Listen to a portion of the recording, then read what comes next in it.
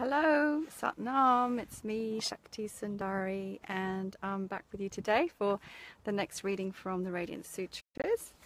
I'm in Trent Park, and right at this moment, the sun has just come out and is shining right down upon me, which means that I'm squinting a bit because it's actually really hot and bright. I do love the sun.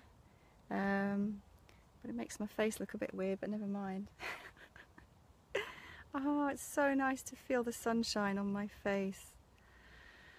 Whew, so beautiful, so nourishing. I love the sunshine.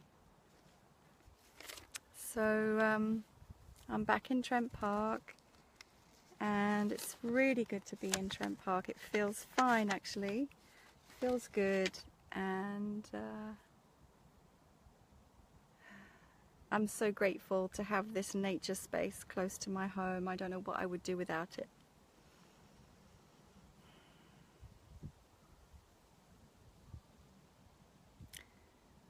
I'm going to read to you today Yukti verse 77.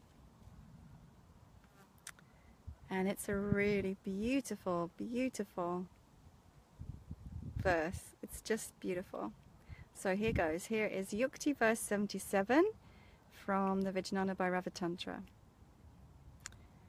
Chit dharma sarva daheshu vishasha na asti kutrachit. Ata cha tanmayam sarvam bhavayan bhavajit jana. Sunshine. And once again. Chit dharma sarva daheshu vishasha na asti kutrachit. Ata chatan mayam sarvam bhavayan bhavajit jana. And here, just adjusting where I'm sitting, here is the translation by Lauren Roche from his beautiful Radiance Sutras. The heart of the universe pulses in all hearts. There is one who is the life in all forms. There is one who is joyful in simply existing, in all bodies, as all bodies. Explore the life that is the life of your present form. One day you will discover it is not different from the life of the secret one, and your heart will sing triumphant songs of being at home everywhere. Yeah. That makes me so joyful, so beautiful. I get it, I know it, I feel it. It is true. So here it is. I'm going to go through it with you. The heart of the universe pulses in all hearts. Thinking of a beautiful song by one of my favorite Kundalini yogi, sacred musicians, Natam Kaur. She has a beautiful album called The Heart of the Universe, I believe. It's most beautiful. So I'm thinking of that. The heart of the universe pulses in all hearts. So immediately we have this awareness that the pulsing of our heart is the same pulsing of the heart in every heart, and that there is a universal heart, that life force that beats in all of us. There is one, and there's a capital O, so it's a big one, who is the life in all forms. So this one, which is existence, is present in all forms. Right now, as I'm sitting on this bench, I can feel the hardness of the bench underneath me. I can feel the hot sun on my face. There was a flying ant crawling on me a minute ago.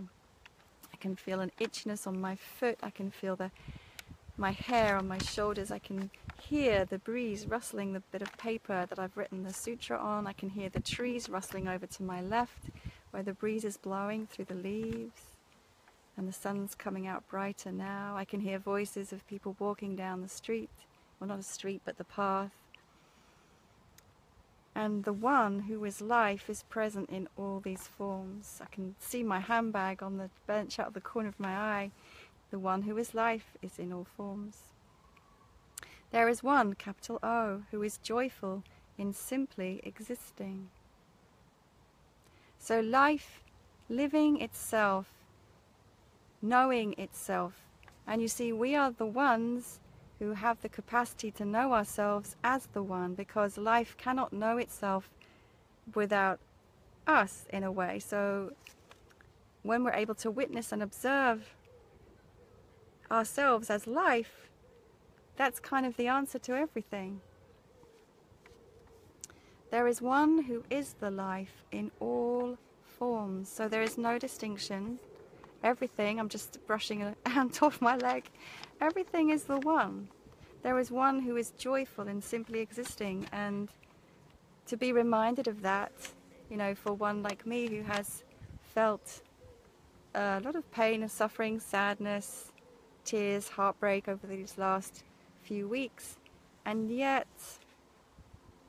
alongside that, a lot of the time, but not all of the time, there has been this awareness of the joy of existing alongside that. So the joy of existing can exist alongside any state or being or experience, if that makes sense. And when we truly recognize that the heart of the universe pulses in all hearts, there is a joy to that which can never be extinguished, really. So there is one who is the life in all forms. There is one who is joyful in simply existing in all bodies as all bodies. No distinction. There is no higher, there is no lower, there is no better, there is no worse. Every expression of life, including Donald Trump, or whoever you choose to hate or love, is part of existence and is part of the one. And just like my experience recently in intimate relationship, you know, I know that everything that has been happening there is on some level a reflection of me, and a dialogue of me with me, and all the other relationships that are not intimate or sexual or romantic in nature are all a reflection of me. And that knowing changes things. It doesn't mean, by the way, that I have to live with everybody or feel that I like everybody, actually. Doesn't mean I can't have boundaries, I can't have preferences, or have to do things or love people or like people or be with people where I don't feel my energy wants to go in this moment. But knowing that there is a oneness and that every expression is an essential part of that oneness, however it is expressing, whether I like it or not, changes how I perceive it and perceive myself in relation to it, or him or her. Does that make sense? Explore the life that is the life of your present form. So however life is expressing through you in this moment is how it is, and how life is expressing itself. You can't escape that, just as I couldn't escape feeling depressed and hopeless 2 days ago. Couldn't escape it. I felt it. I had to feel it. There was no way out. It was the way that life was expressing through me in that moment. And if we have the courage to do this, to explore the life that is the life of your present form, rather than escaping it in some way or numbing out from it in some way, not feeling it, not giving it our awareness and our attention, if we're able to do that, then one day you will discover it is not different from the life of the secret one. So one day in that exploration, you'll discover that simply by being intimate with what is, you know that you are one with the divine. You know that you are one with Source. You know that you are Source expressing itself through this finite being. Simply by exploring the life that is the life of your present form without resistance. And in that moment, in that recognition, your heart will sing triumphant songs of being at home everywhere. So then, as I look around this park, these people who've just come past, they're sitting on the bench there, the clouds, the sky, the ants that are crawling on me, the bench that I'm sitting on. I'm at home, because I'm at home here, there and everywhere, so there's no need to go anywhere else but to just be here. Sounds like I'm speaking in riddles, doesn't it? It makes sense to me. I hope it makes sense to you. I think this is the most beautiful, beautiful meditation and the most beautiful, beautiful verse today.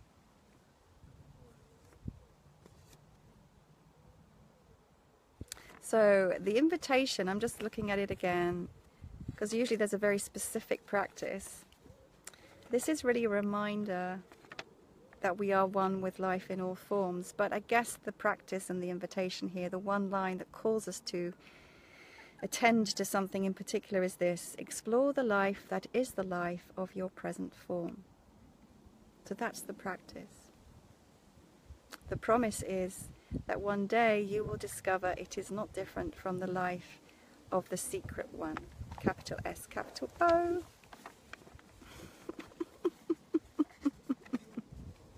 I can see there's somebody there who's made some comments, but I can't see who it is, but thank you. I look forward to reading them later. Thanks for being with me. Much love, and join me again tomorrow for the next reading from the Radiance Sutras. Sat Nam.